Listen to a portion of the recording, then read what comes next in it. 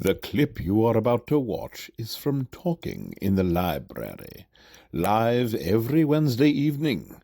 Do subscribe so you can watch live.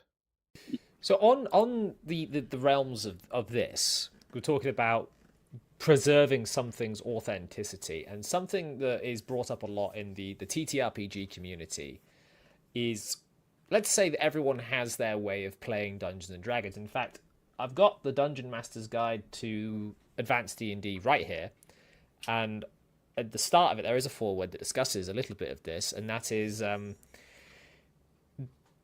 when as a DM you're allowed to do what you will with the rules, but how far away can you get from those rules before you're no longer playing Dungeons and Dragons? Now, that's not to say that there is a wrong way to play Dungeons and Dragons, but that is a way to say, once you've homebrewed enough, when do you have your new system, and when are you still playing D&D? We'll do a bit of a round robin, because I want to hear from Brass Dragon, because we've not heard too much out of him yet. So we'll go with you first, Chris. So, I mean, I don't really know if there's an answer to that, to be honest. It's the ship of Theseus, isn't it? Like, I mean, we homebrew, you and I, we homebrew a lot. Max, he's only just started DMing and he's already homebrewing, right? But I suppose if you're still using the core rules, if you're still going, oh, wait, how does invisibility work? And you look up invisibility and then the edition you're playing in, you're still playing D&D, right? But if you're like, you know what, I'm not going to use D20s anymore, I'm going to use D6s. You know what, fuck, like AC, I'm going to scrap that whole thing. We're going to do damage reduction instead. Oh, you know what, I'm just going to wing it. Like, now you're basically playing Morkborg. So, yeah, I think it's as long as you keep with the core rules, you can alter those core rules a little bit. You can alter a monster's statue, like a red dragon. You know what, instead of a fire breath, I want to give him a lava breath. Doesn't matter, it's still a red dragon, right? Yeah, but if you're like, you know what, I'm going to give it a poison breath, I'm going to color it green. Now it's a green dragon. No longer a red dragon, that's a green dragon. It's a blue one. No, I'm joking. Well, that's if you're colorblind. We'll go to Kyle, because he's been here the least amount of time. Okay. Sorry, didn't expect that. I'm usually the last on everybody's list. You're the first on my list, baby. The first thing I would point out is that, and I'm assuming you're talking about the AD&D First Edition DMG. Well, it's the foreword to that I'm kind of referring to, but it can be any sort of TTRPG, I suppose. Right. Yeah, I mean, you got to look at things in context, and the context in this case, like it or not, and I know a lot of people won't like this, is the fact that Gary was involved in the middle of litigation with Arneson at this point, right? Yeah. And so it could be interpreted that his statements on,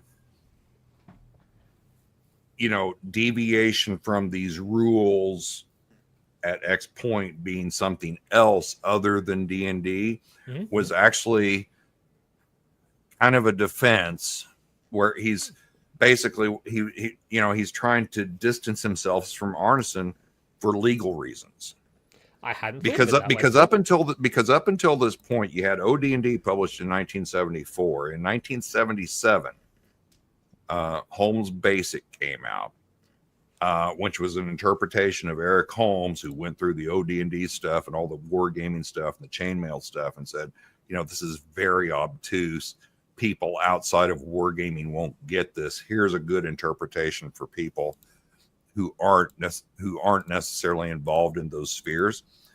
And Holmes Basic was levels 1 through 3 only, and then it specifically says this in the Holmes rules. It was a lead-in into Advanced Dungeons and Dragons. Okay, so then in I want to say 79 or 80, I forget my years. Then you had the Moldvay Basic, which is the Arrow Lotus cover art. Yeah, that's the one that I've got. And a lot of people know that one. It wasn't the red box, but it was a box set. Purple. That's considered basic / expert. It was BX D&D, right? And then of course you had BECME came later, which was the Mensner basic in the red box. And I'm just giving that info for reference and background, right? But when it comes to AD&D, at that time, Gary was involved with basically legal proceedings between him and Arneson, right? And so he had to distance himself and say, no, this is a different game. Okay. Because if he didn't say that, Arneson was going to get royalties and a share or whatever, whatever the situation was. And so I think that's important to consider in that forward. Now, that being said, ultimately, at the end of the day, this game was created by a bunch of guys who were exclusively war gamers. And then they created something completely new. They basically the fourth category. House ruled the fuck out of wargaming. Right? I mean, that's essentially what it is, right? I mean, that they took chainmail and these other war game rules and they just house ruled the fuck out of it. It's like, yeah, let's have Balrogs and hobbits and dragons and and do all this crazy shit. And that's the origins of the game. So in my personal opinion, I have zero problem with house ruling. And in fact, house rule it all the hell you want, because that's the origins of the game. That's where it came from. I mean, that's just my personal take. Nice. No, that's a good answer. I didn't know about the legal stuff behind that forward. With that context, I will read it very differently from now on. I mean, there's a lot of things that Gary said in that era once you get thrown about nowadays, particularly by, and we're trying to stay positive. So I'm not going to mention particular segments of the hobby and stuff, but there's a lot of people who are like, you got to play rules as written and this is it. And you gotta look at things in the context of the time that they came from and the situations and the environment that they came from, right? I mean, you can't just do a blanket across the board sort of, this is how it is. I hate dogma, and I especially think that dogma has no place when it comes to developing, creating, running, or playing RPGs. Agreed. Max and GPA, which one of you wants to go next? What do you want, Max? Architect? I'll wait. Okay. Max, youth before beauty. I'll keep this short. I think it depends on what your intent is.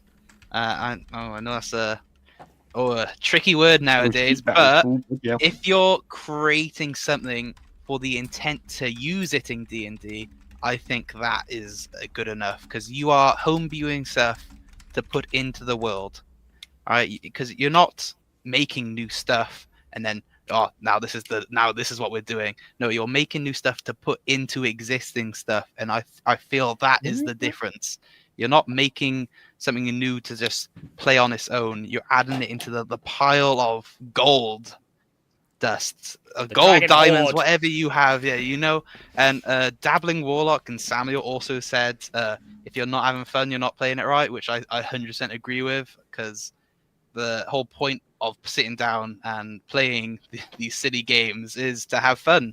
At the end of the day, if you're not having fun, none of us would be here. I thought it was to do the most damage. Yeah, I thought it was to optimize every part of my character. People have fun doing different to annoy things, the DM with my builds. People have fun seeing numbers big. Big number. Enjoyment from different ways, Also, welcome to people who are now joining. We are getting a few extra people cycling through.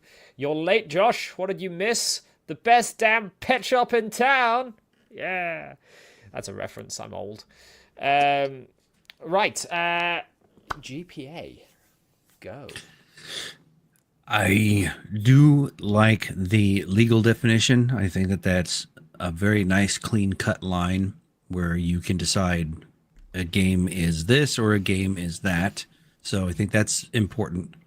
And I really like Max's idea as well, where it is, are you adding to a current game or are you creating something new? So then what are we doing here? Are we actually playing this game or playing that game?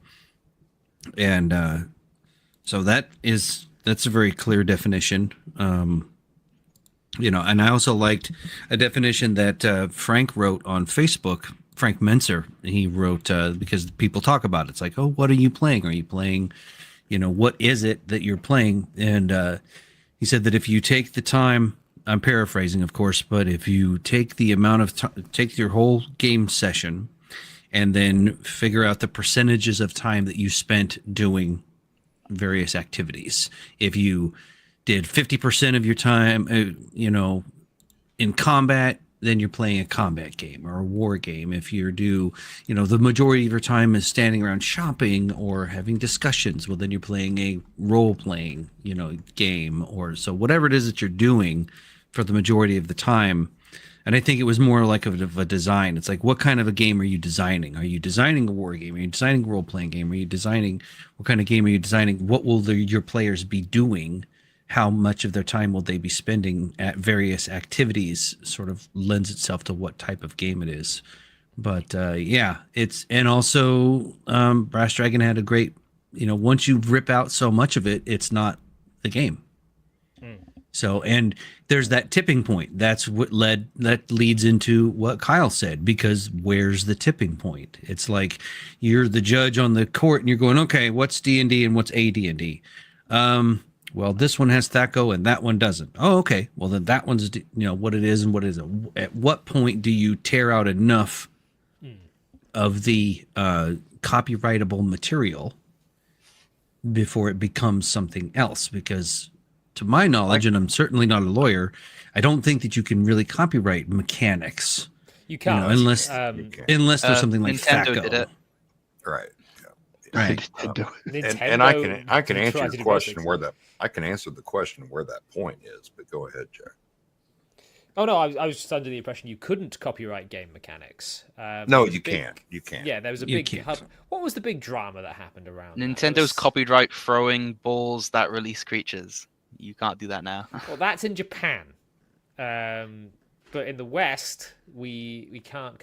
There was something recently where there was a big hubbub about game mechanics. I'm pretty sure it was during the OGL actually, where there was this massive you can't copyright game mechanics. Yeah, Because you I think can't. Wizards It's was. already, it has been, from what I understand of it, it's already been decided in the courts. There are court cases out there that say you cannot copyright mechanics unless those mechanics are specifically copyrightable. So something The like Nemesis THAC0 is system. probably copyrightable Yeah, the because it Nemesis has a system. name to it. Right. But if you just said, armor class is going to be this and this and this, and it was negative numbers or positive numbers or whatever. I don't know where how it works. Right. You can copyright THAC0, however you want to say it, but you can't necessarily. But you could use the exact same mechanic and simply call it something else, right? You could say, I don't know, words escape me, but at this point, Well, yeah, like you can have armor class. You can roll do like dice to decide things. You can, right. Yeah. You I could think say it's- a base armor class objective, or whatever, something along those lines, right? yeah. Or you could have Baco. challenge ratings, the Baco, crap that they right, do, yeah. that sort of stuff. Baker is probably some sort of like light bulb operated baking oven. That's probably already And so taken. it's just like all of the monsters. I mean, you can use practically all of the monsters until you get to things that are specifically WotC owned, like the Bullet, the Beholder, Tiamat, all Gelatinous the cubes. Gelatinous I'm cubes. Those are surprised- very specific, but all the other surprised they stuff could is. copyright Tiamat. I think Max is actually about to say what I don't know if Tiamat is copyrighted. From like Mesopotamia. actual- Yeah. like I think it pantheons. is. Because that's one of the things that Ben Riggs got really upset about. Oh, the Chaos Dragon's a woman. That's taken from Mesopotamian mythology, Mr. Riggs. Right. Yeah. I think Bahamut is as well, isn't he? Yeah, It's an that is. actual- It's Yeah. literally. But they're not just, in the forms that they are in maybe D&D. it's Tiamat is not a cryptic. No, but the multi-headed dragon. names. Yeah, but Yeah, the no, names. they probably copyright the physical form that they have for With that Tiamat. name You can't attached to show it, yeah, them the yeah. exact same way they have it because Right. you take a bit of liberties when it's like a 2D image like billions of years Yeah. ago. I say that Yeah, like, yeah. but it's not really. Billions of years. That's Billions, Mesopotamia. Yeah, I mean, Babylonians, how billions of years how ago. do you copyright a 3,000-year-old mythological figure, right? I mean, Yeah, you can't. I mean, the Catholic Church tried. We weren't very successful. There's always next we time. weren't very successful. Hey man, I'm going to identify with the winning side. All right. Okay, that's okay. Yeah. I'm drinking the Protestant whiskey, so it's cool. Can I have some?